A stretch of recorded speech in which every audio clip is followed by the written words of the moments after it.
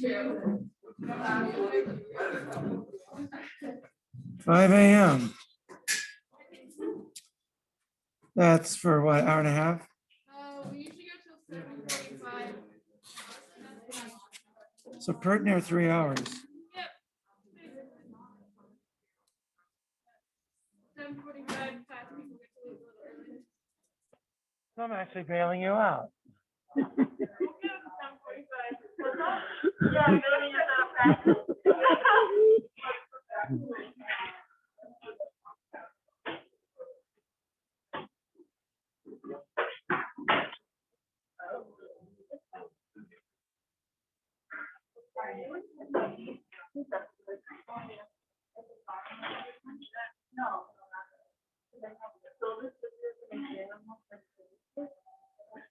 Yep.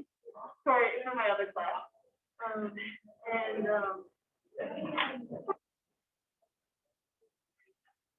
Is it just?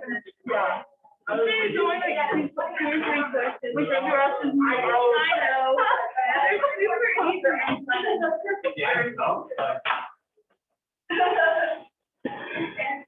Good morning. How are you? All right.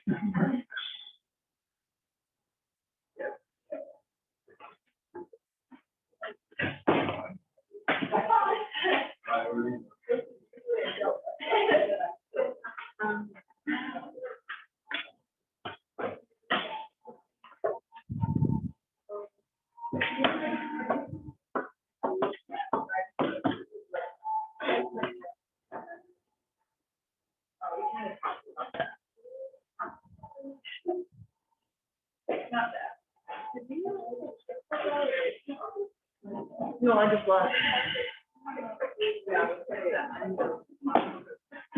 I'm guessing those don't work then. No, I think it's. That's, yeah. It just like lifts up and becomes a massive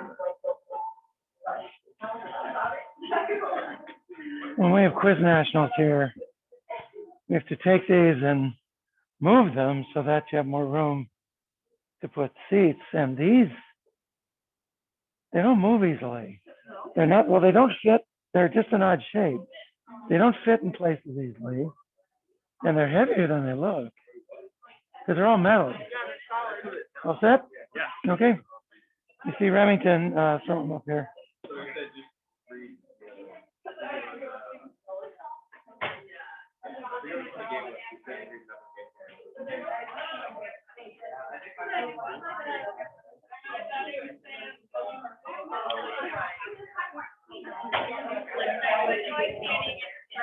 Jesse, do you pitch? I'm a catcher. You're the catcher. So your knees go crack when you. Yeah, they do.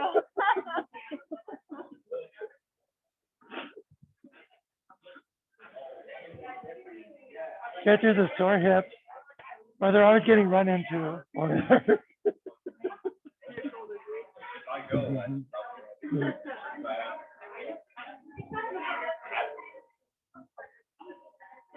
Yes, besides the pitcher, you do probably as much or more throwing than they do. Well, when you're squatted down, it's all arm. It's not, you can't really use other muscles.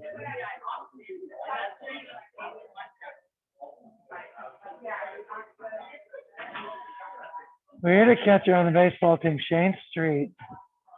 He had a gun for an arm. Oh my goodness. He tried playing semi-pro ball and his hips kept giving out. So they transitioned him to pitcher because of that arm of his. And I don't know what happened to him, but he was pitching last I heard.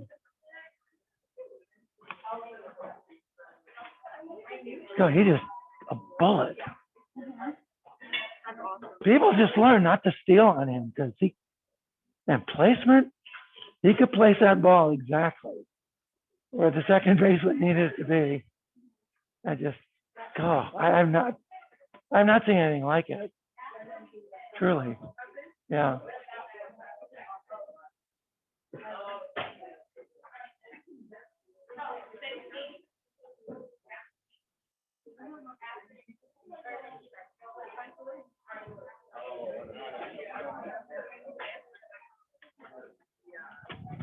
already, so might as well oblige you.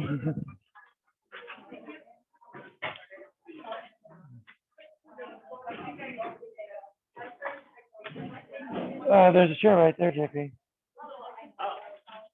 You don't want to use that one yourself? I don't need it. Take it, please. Well, there's two. There's three.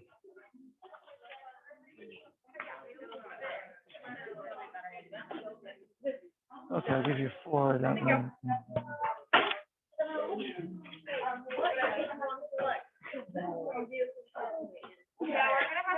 Thank you. Hey, Corinne, how you doing? Good, how are you? Can't complain.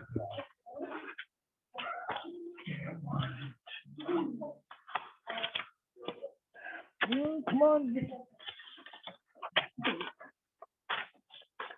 Oh no. Hit 30.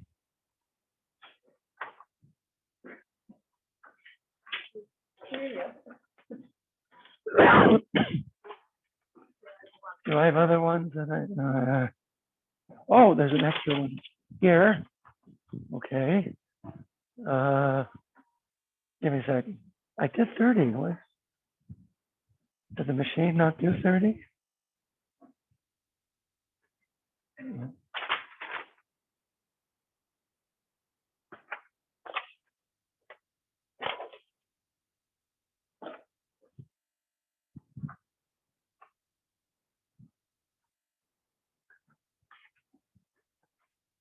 I'm really sorry.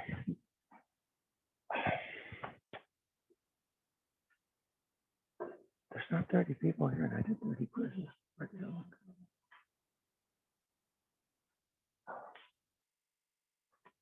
I didn't think the track team would be here. They gave me Mrs. Schaefer. But that came. Did you go see Mrs. Schaefer? Take me down. She's got an extra copy. I'm really sorry. She's not in yet. So she doesn't get in until 8:30. So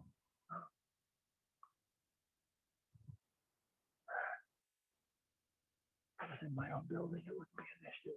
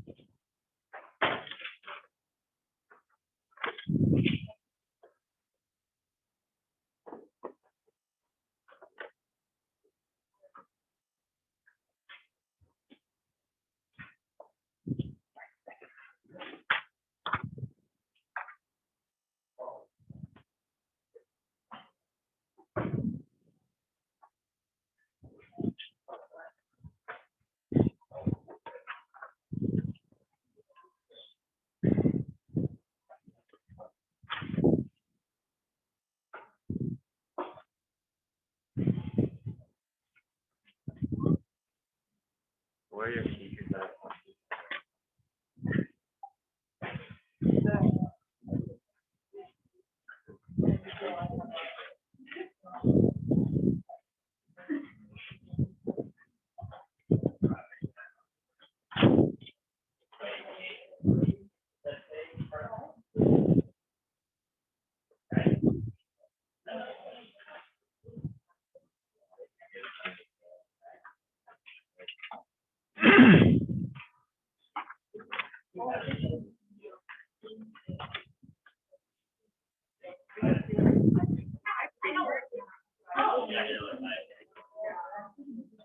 Any other quizzes out?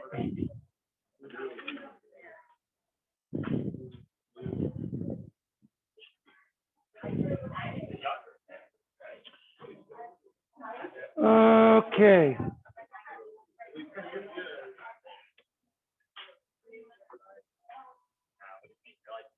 All right, so two things before we get started. I am very close to being done with grading the case studies.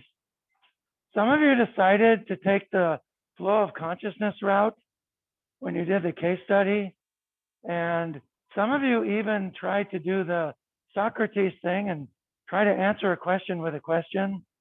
Okay, this is not Matt Hill's class. That doesn't work in this class. If you go to your doctor and you say, well, gee, I'm coughing terribly and I'm all stuffed up and I can't sleep, and when I blow my nose, there's all this blood. What do you think is wrong with me? If your doctor responds by saying, so what is the essence of mucus?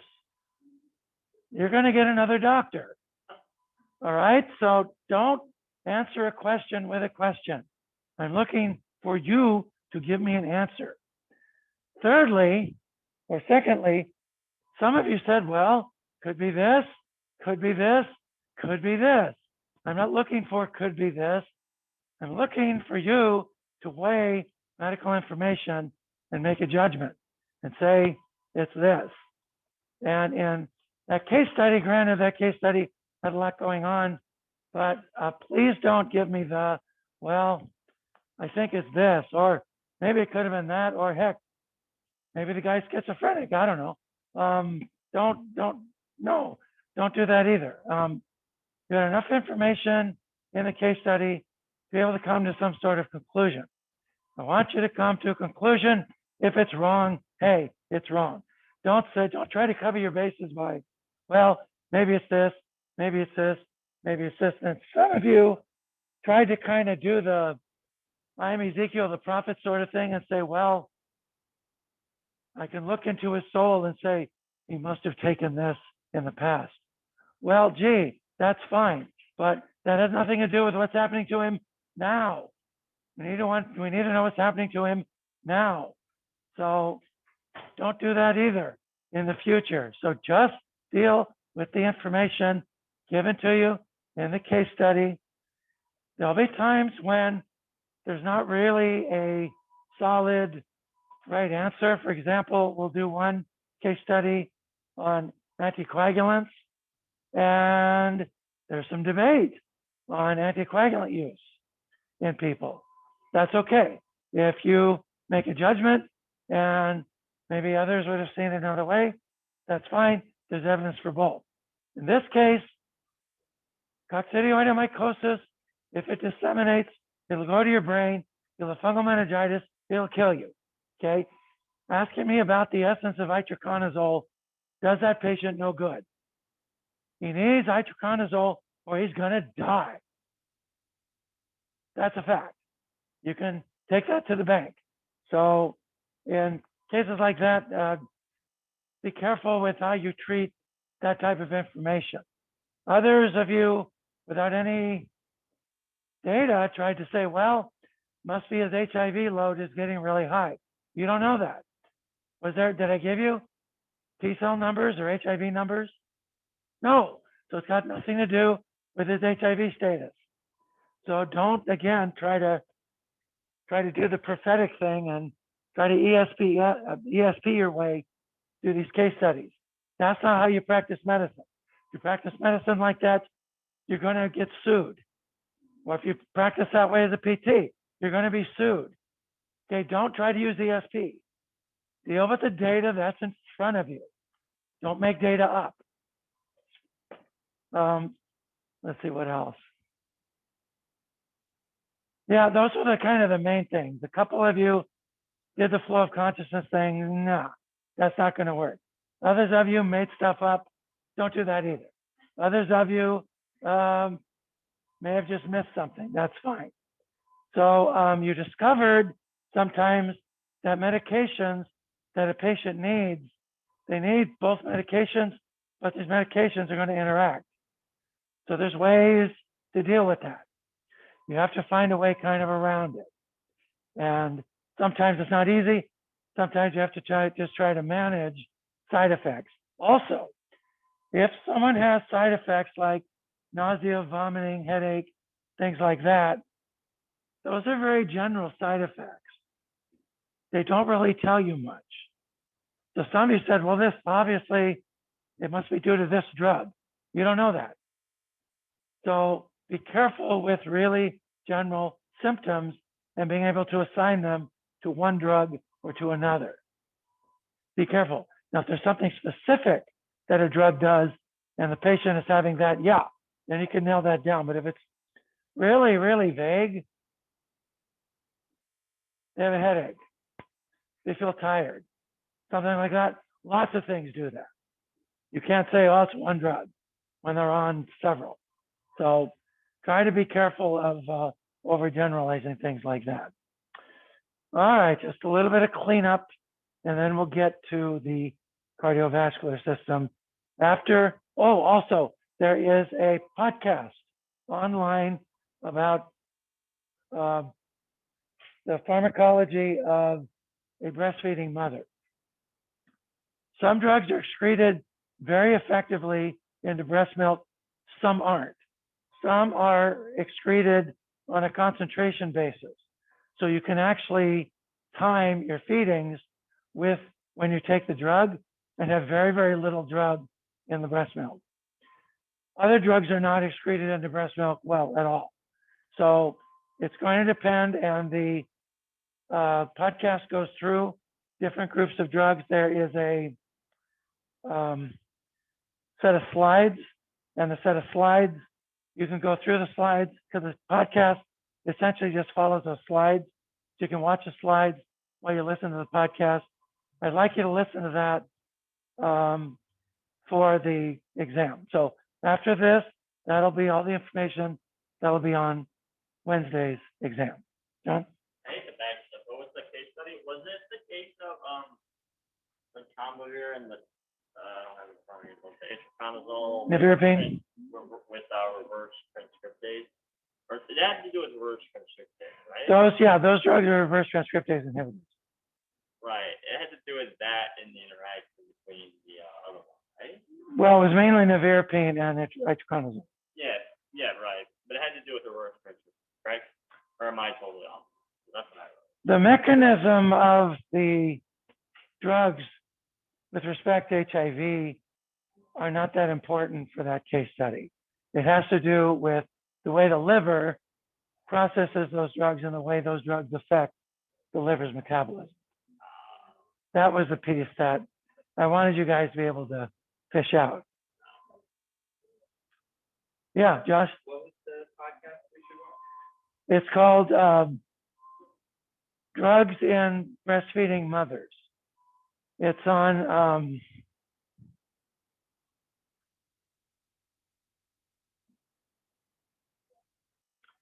it's this one right here. So it's that podcast, and then there's a PowerPoint slide presentation you can watch while listening to it, because it just follows essentially these features and so on and so forth. Yeah, please give that a listen. All right. Without further ado, yes, ma'am.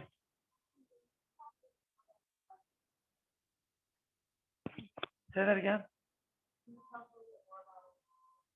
Multiple choice. probably about 40 questions. There might be maybe 1 or 2 questions where you'll have to fill something in, but mostly multiple choice. And you will have the whole hour to do it, so there won't be any need to rush. This one and the drugs in lactating mothers.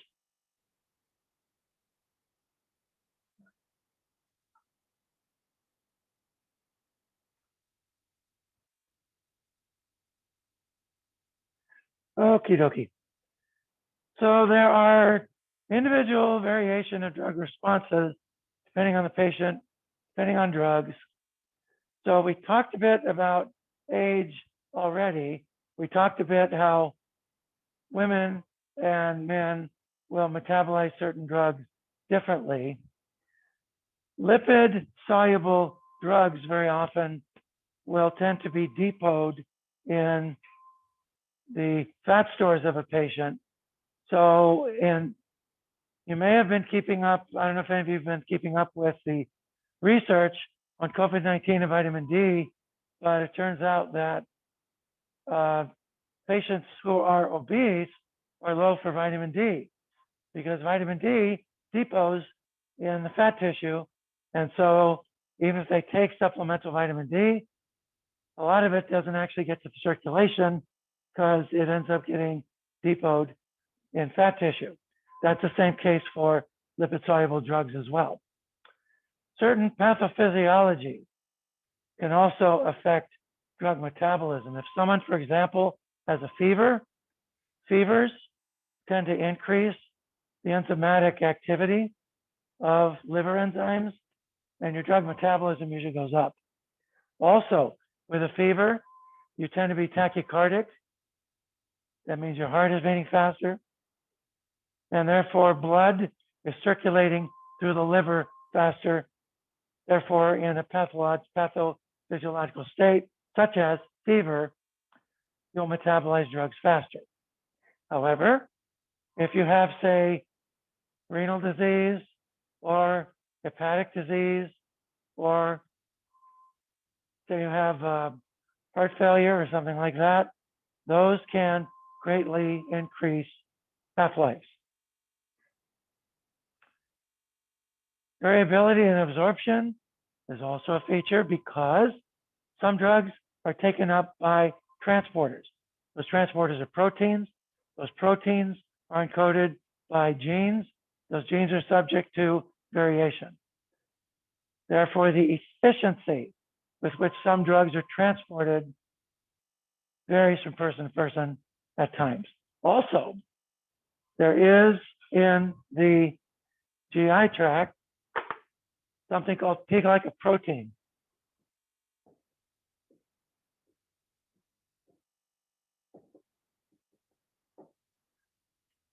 P-glycoprotein is designed to rid the cell of things that are foreign. So when you absorb drugs, P-glycoprotein will take some of it and go, I don't like you, I don't like you, I don't like you, beat it, scram, get out of here, no girls allowed, whatever.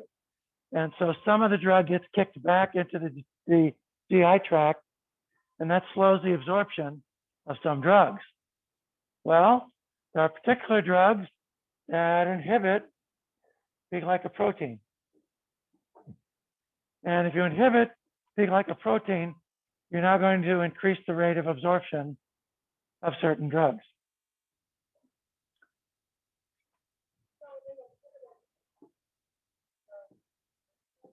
Right, because P-glycoprotein is kicking the drug out.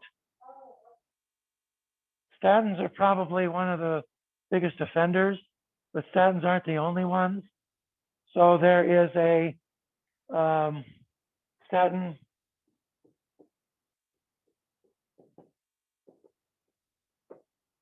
rosuvastatin is the biggest offender. This goes by the trade name Crestor. You may have seen commercials or Crestor while you're watching ESPN in the gym. Really tasteless commercials. I think most drug company commercials are tasteless. I personally don't think companies should be able to advertise drugs on television. That's my personal opinion, but nobody listens to me. No one cares what I think. But anyway, this one is a very powerful inhibitor of P-glycoprotein. And if you have drugs that are P-glycoprotein substrates, they can increase the concentration of those other drugs in your circulation and increase the risk for side effects and so on and so forth. This is a biggie, compliance. This is particularly the case with psychopharmaceuticals. Some of you who will work in the healthcare field, this will be the most frustrating part of your work. Someone who's mentally ill doesn't think they're mentally ill. That's very common with people who are mentally ill.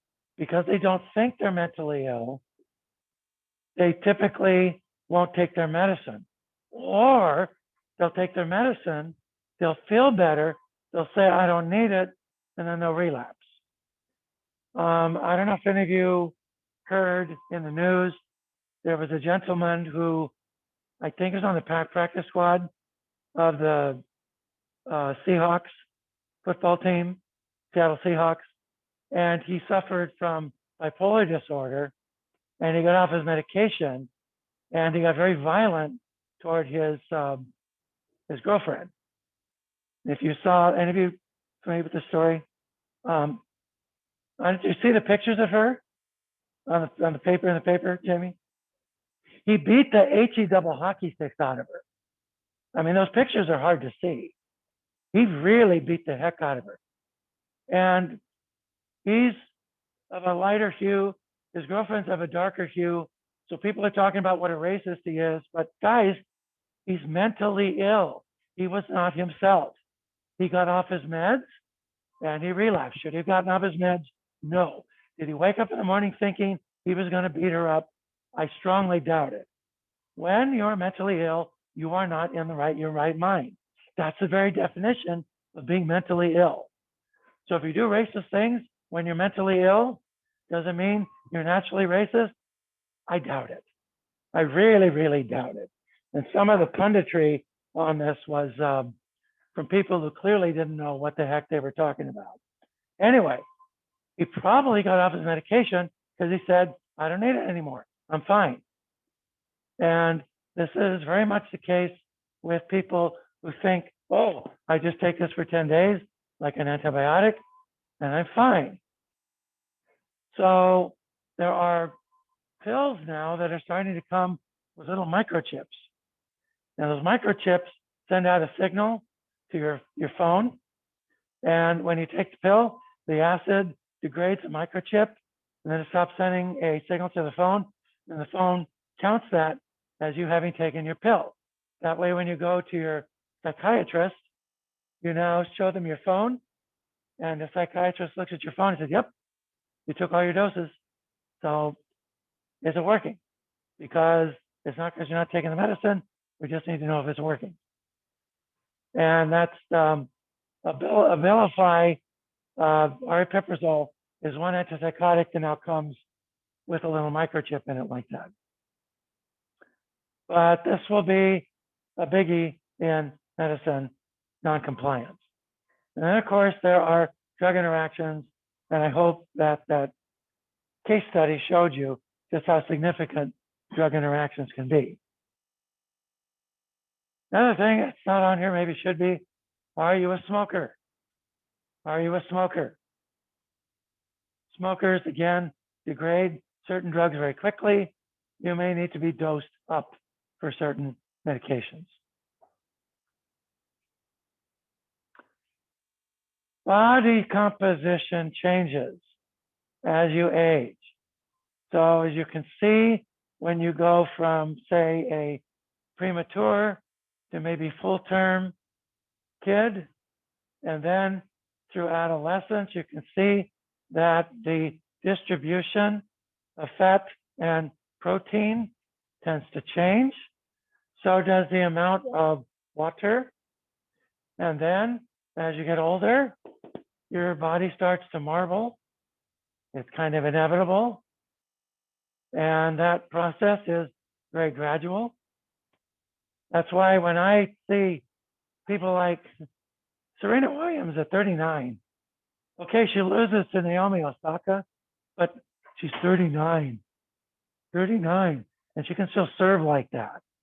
The athleticism in that woman, and just the drive to have a baby and then get back on the court. Man, that is drive that legends are made of. Truly, legends are made of. Or Tom Brady winning the Super Bowl, throwing that football like that at 34. Holy Moses. Again, the drive. That's the stuff that legends are made of. So this sort of thing, again, is very inevitable. Now, this means that you got less water. You got less water. Water-soluble drugs have less real estate to be distributed into. You have more real estate for lipid-soluble drugs, too.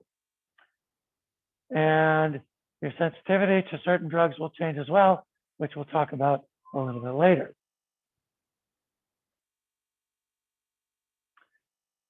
So you might have variability also in absorption.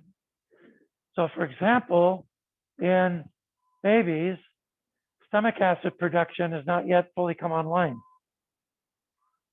What if the kid needs iron? Iron needs acid to be absorbed. Is the kid going to absorb iron very well? No. So you're better off giving iron with a needle parenterally. There might be other causes of variable absorption. These are things to keep in mind as well. What if the patient had bariatric surgery? What if the patient has an IBD? What if the patient, as a kid, had part of their bowel removed because they were born with atresia or something like that, or the bowel, or what have you? What if they're on a medication that causes the bowel to move faster? All of those can affect absorption. What if they, all these things can affect absorption. We've talked about these already. Oh, one other thing about absorption. Fiber supplements. Some of you may have in the store seen these containers of psyllium. Some of you may even take psyllium, for all I know. It's a very good fiber. Psyllium,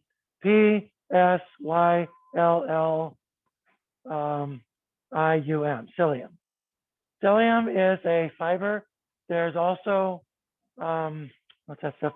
Benefiber. Benefiber is methylcellulose. Americans typically don't get enough fiber in their diet. You're supposed to have about 10 grams a day. Most Americans get maybe 3 or 4. So fiber, pretty terrible, but some drugs, if you take them with fiber, their absorption gets hung up. They get absorbed much more slowly. Other drugs may bind fiber, and that may prevent their absorption. So that's something to consider as well. How much fiber does the patient need?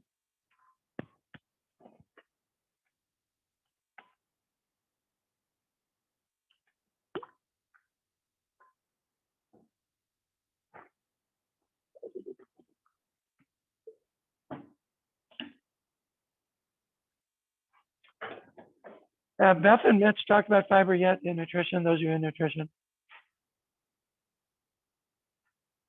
No? Okay, well, they will. A little bit, they will. That's one of Beth's favorite topics. She will. Don't worry.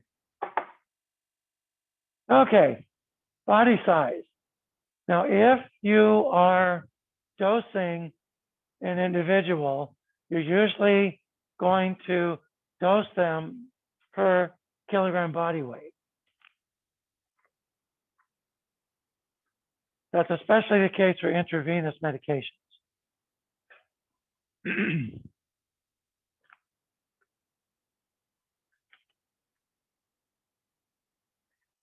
So for example, if you wanted to say, dose someone, say they have meningitis, you're using a drug for meningitis, ceftriaxone.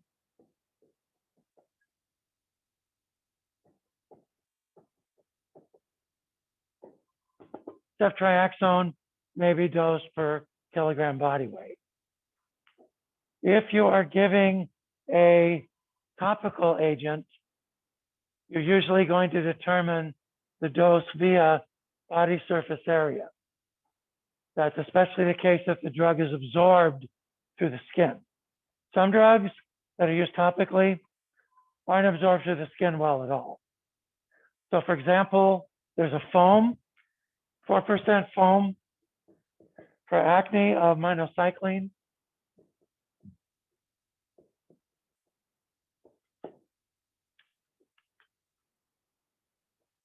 Minocycline is not absorbed through the skin hardly at all. So you don't really need to worry so much about 4% minocycline. If, however, you use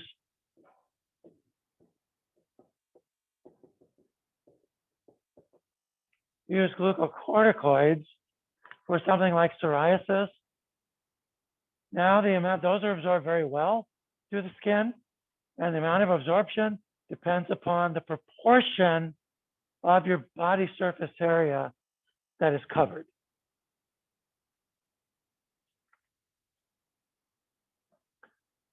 So in cases like this, for topical glucocorticoids, you will dose them versus total body surface area, BSA, body surface area. Body surface area becomes really important in children because these can suppress the adrenal glands.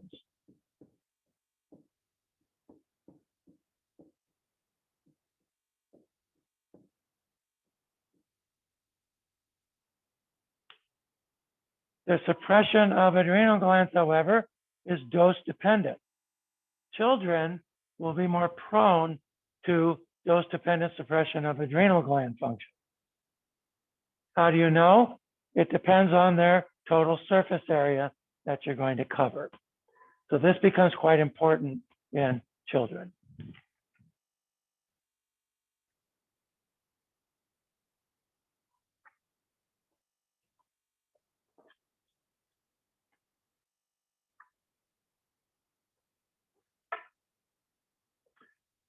We talked about the differences in absorption as you get older. Let's go to the other end of the spectrum and now talk about drug absorption in kids.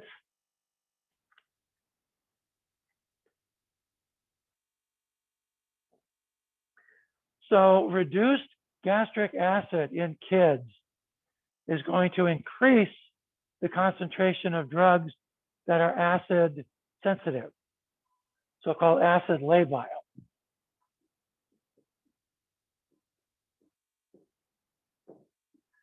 Good example might be an oral penicillin.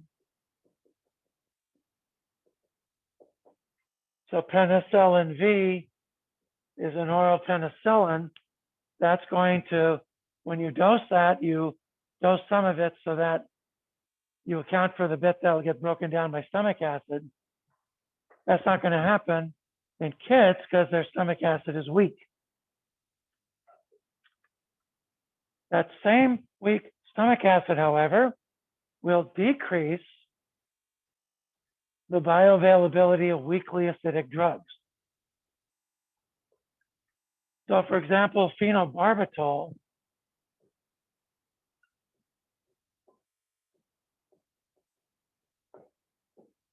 this is the drug of choice for infantile seizures. It is poorly absorbed in infants because of the weak stomach acid, so it's preferentially given intravenously.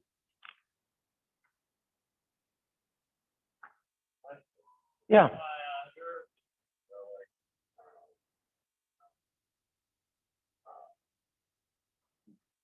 basically, have you ever heard that, like, they give honey to infants? Yeah, Why is that? Is that?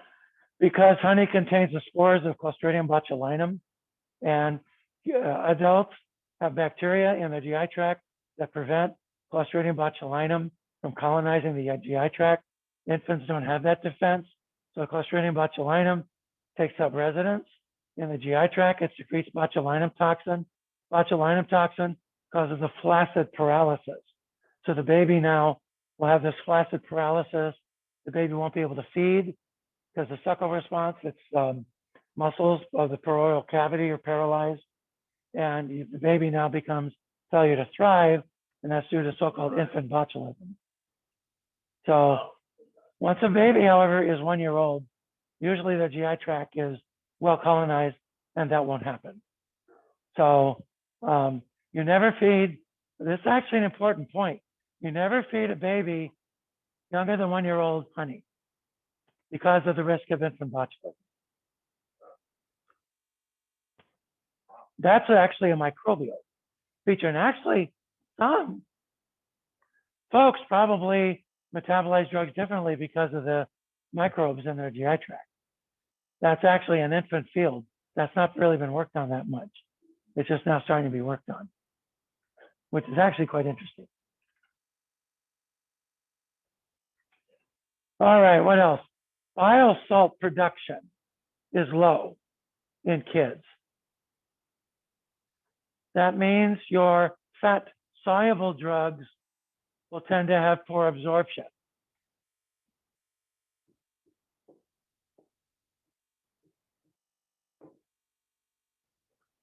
So a drug like diazepam, which is used for lots of different things. This is Valium. What would you use this for in a baby? You'd use it as a muscle relaxant. If the baby's born with a contracture, this would be a good muscle relaxant to give, but it's very poorly available to the little tyke because bile salt production is very weak and ramps up slowly in an infant.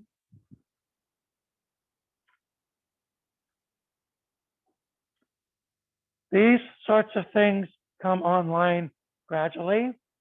By the time the kid gets to about 2 years of age, these sorts of things tend to normalize. Stomach acid is normal, bile salts are normal.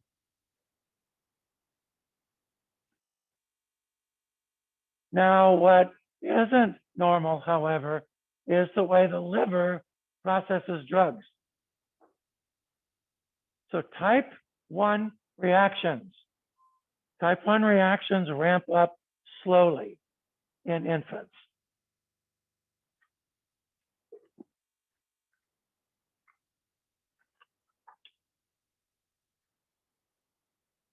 They are going to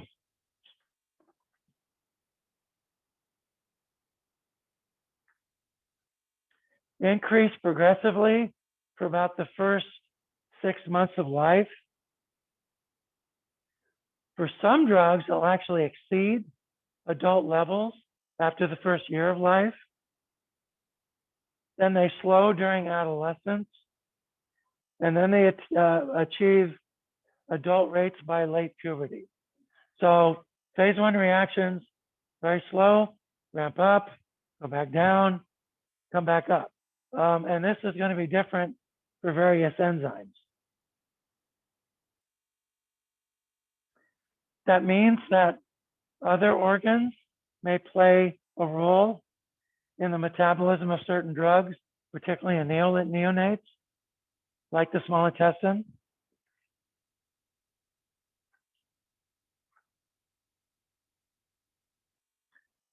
Phase 2 reactions is drug dependent. Some drugs are metabolized normally. Others take a very long time to come online. So for example, morphine. Morphine in babies is metabolized by phase 2 reactions at the same rate it is in adults. However, acetaminophen isn't. Acetaminophen, you don't get normal rates of phase 2 conjugation until a lot later. So It's drug dependent and it's not terribly predictable.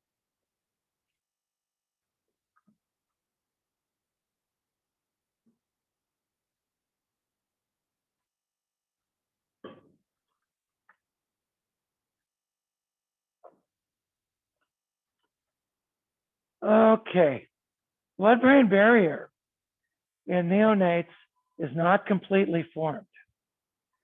That means things that wouldn't normally pass the blood-brain barrier can now pass the blood-brain barrier. So,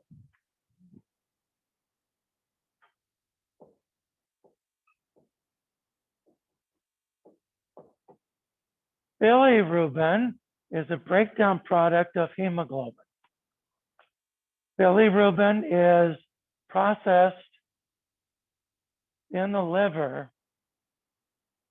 It's conjugated to glucuronic acid, and then it's excreted in bile. Some of it gets reabsorbed, and then what gets reabsorbed gets excreted in the kidney. Pretty complicated process. Bilirubin in adults does not pass the blood-brain barrier. In neonates, however, it can pass the blood-brain barrier. So you always want to watch bilirubin levels in neonates for that reason. And if bilirubin builds up in the brain, it causes a condition called kernicterus.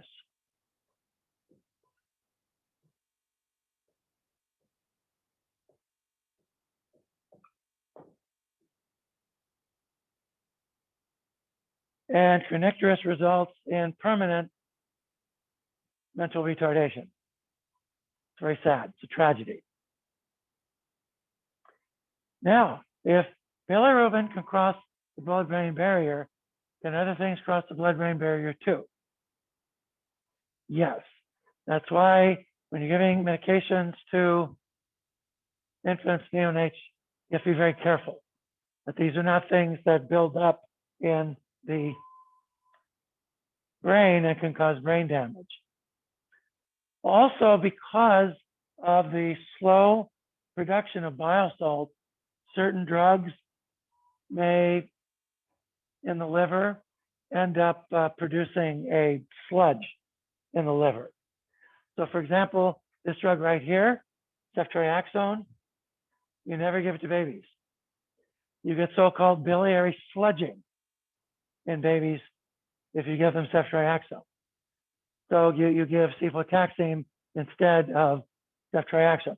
That's an example of a drug that is metabolized differently in babies because of this tendency for bile salts to come online later.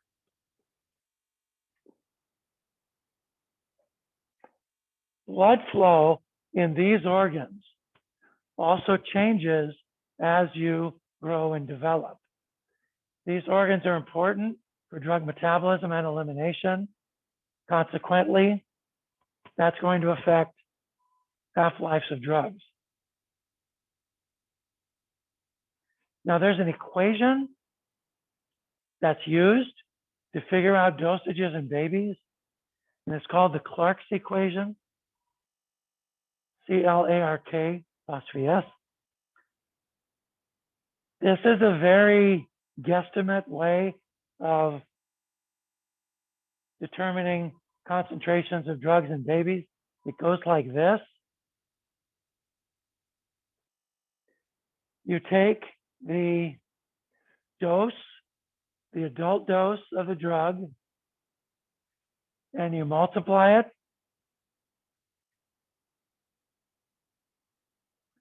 by the following fraction.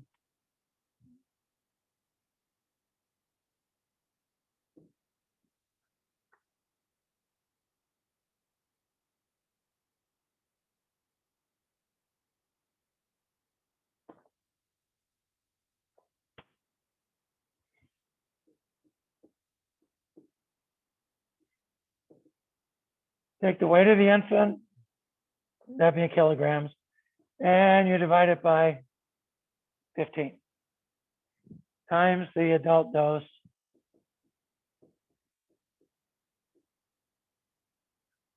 That's a Clark equation. Clark equation works for some drugs, doesn't work for others.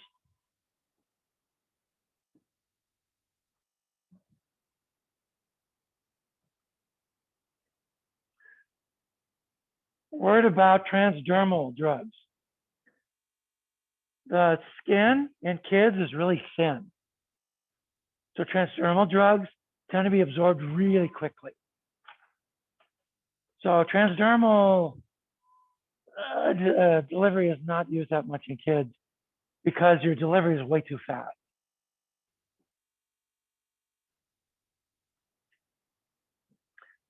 Now, one mode of delivery in kids that's really effective is inhalation. Inhalation. Inhaled drugs, the lungs are beautifully perfused with blood, so you get very, very good absorption from the lungs. Unfortunately, not many drugs are available in forms that can be inhaled. But inhalation works quite well in little ones.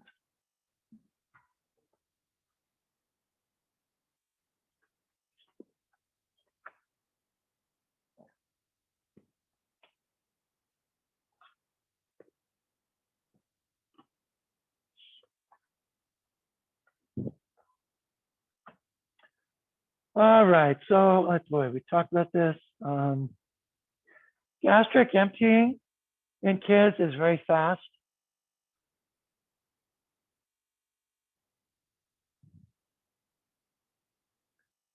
And if any of you have dealt with babies, for some babies, emptying in both directions is pretty fast. There's some babies that are just very pukey babies.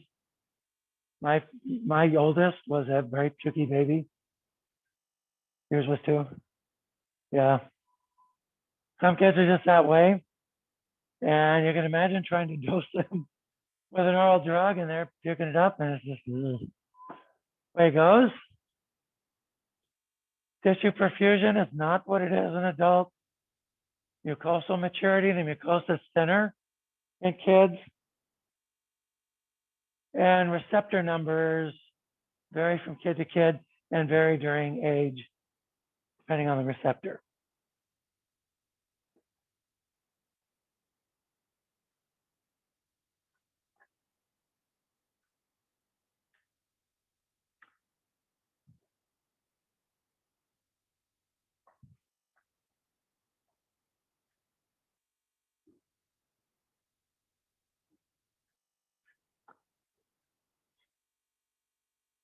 You can do it in pounds too, but you do it in 150 pounds if you do it for pounds. All right.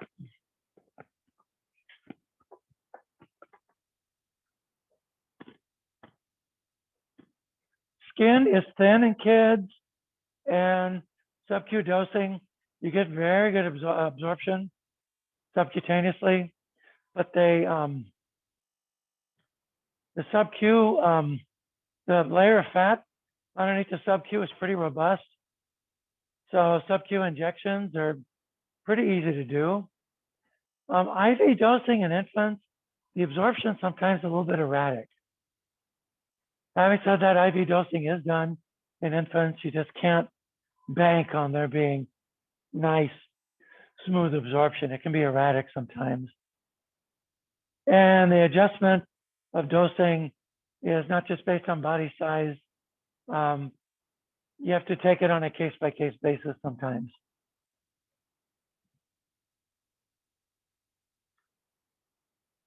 All right, we talked a lot about this in the elderly. Yeah.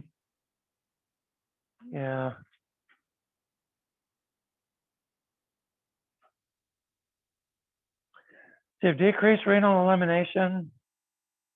Phase 1 reactions go down, but not phase 2. Helps to use drugs that are metabolized specifically by phase 2 reactions. Consequently, your drug half-lives for some drugs can go up pretty substantially, particularly lipophilic drugs. These two drugs, those are both benzodiazepines that get used in the elderly, and their half-lives are quite long in the elderly. You get decreases in absorption of certain things. You have increased risk of constipation, decreased absorption, but longer transit times. That makes absorption overall pretty much the same, but because excretion is decreased, you want to start with lower doses and increase slowly. However, there are some drugs that elderly are more sensitive to, and the biggie are the anticholinergics.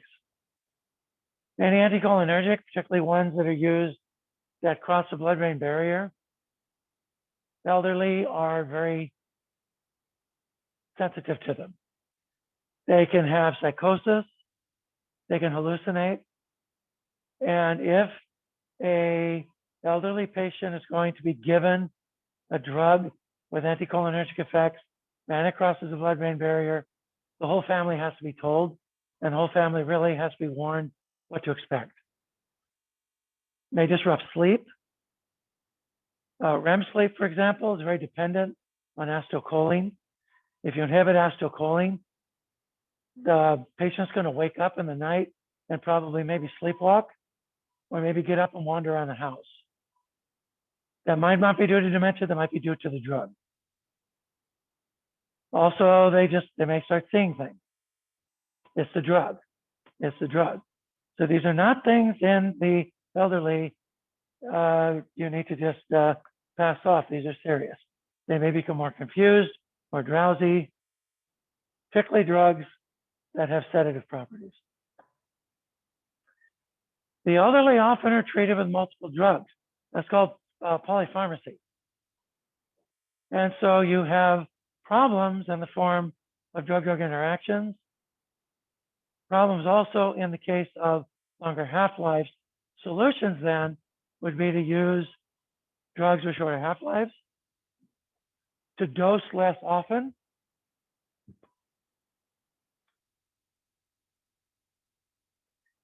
and if the patient's on a drug and they don't appear to need it, get rid of it.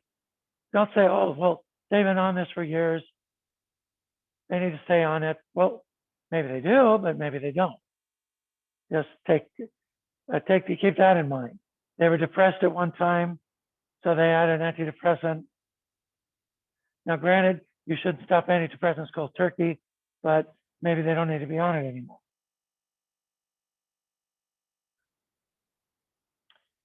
And then other things, kidney diseases, things like that. Some folks will take a lot of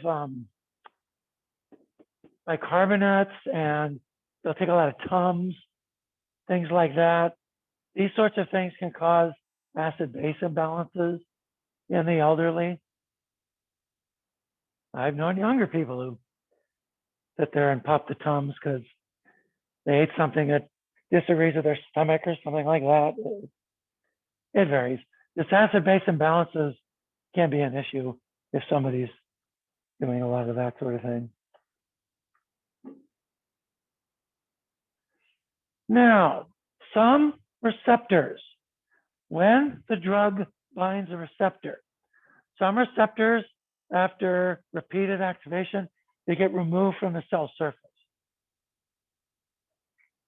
That's going to cause the patient to become tolerant to the drug. The drug will no longer work at the prescribed dose. Of other receptors, the cell modifies the receptor so that it doesn't elicit the same response inside the cell, or the signal transduction pathway that the receptor put into motion, it just takes more activation from the receptor in order to get the same biological response. Whatever the case, those are examples of pharmacodynamic tolerance. Pharmacodynamic tolerance. You don't get the same physiological effect from the dose you once got. Best example are, of course, opiates. People are given opiates for long periods of time. The dose you once gave them now doesn't work. You have to go to a higher dose in order for it to work, or you have to switch to a more powerful opiate. Metabolic tolerance. Certain drugs, when you've taken them for a while, the liver now finds other ways to degrade the drug. And so now the dose at which you once gave the drug no longer works because the drug is being degraded much faster. That is a metabolic or pharmacokinetic tolerance. Metabolic or pharmacokinetic tolerance. And I think Allison or Katya, I forget who asked me about alcohol. Yeah, Katya, it was you. Some people, yes, can develop a tolerance for alcohol, and it has to do with the way the liver processes alcohol. And that is a metabolic tolerance.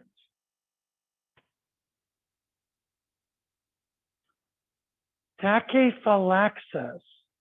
Tachyphylaxis means that the drug elicits its response through the use of a cofactor.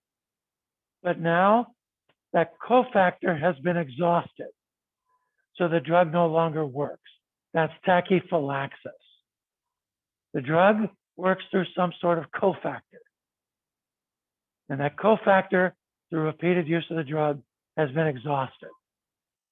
So the drug therefore no longer works. We will see this in the case of organic nitrates, which are given to relieve angina pain in the chest, like nitroglycerin, like mononitrate, isosorbide. If you take those two close together in time, they'll stop working because of tachyphylaxis. If you go off them for several hours, they'll start working again because you've resynthesized that cofactor. That's tachyphylaxis.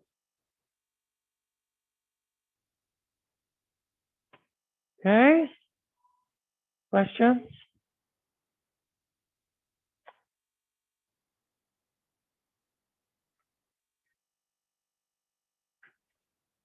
We are at 8:43.